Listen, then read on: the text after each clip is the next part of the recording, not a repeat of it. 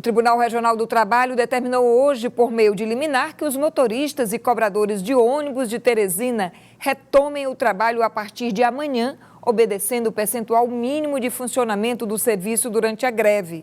Mas o sindicato da categoria insiste na manutenção de algumas conquistas já adquiridas. Hoje à tarde, patrões e empregados voltaram a se reunir virtualmente. E nós vamos chamar mais uma vez o repórter Clebson Lustosa ao vivo, que tem as informações do final dessa reunião. Boa noite, Clebson. Ficou definido o quê? Olá, Cláudia. Mais uma vez, boa noite para você e para todo mundo que acompanha o Jornal Cidade Verde.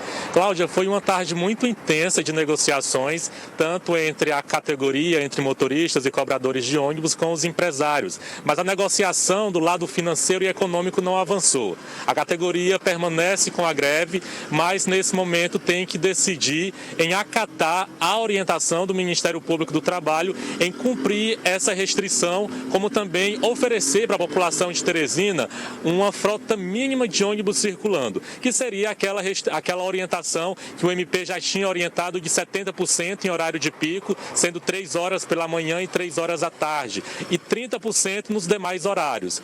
Essa determinação, essa recomendação do Ministério Público do Trabalho tem que ser seguida a partir de agora pela categoria, pelo Sintetro. Caso eles não sigam essa orientação, eles estão sujeitos a pagar uma multa de R$50 mil diária. Lembrando também que aos finais de semana a circulação da frota de ônibus de 70% é um horário que é repassado pela S-Trans. Lembrando que esse horário ele segue de 6 horas da manhã às 9 e no horário da tarde ela vai de meio-dia até 3 horas. Então, a partir de amanhã, ficou decidido que tanto cobradores de ônibus como os motoristas do Sistema Público de Teresina devem retomar suas atividades seguindo essa orientação de 70% nos horários de pico. A frota de ônibus deve circular em 70% nesse horário de pico e 30% nos demais horários. Caso contrário, a categoria está sujeita, o sindicato dos cobradores e motoristas de ônibus, a pagar uma multa de R$50 mil diária.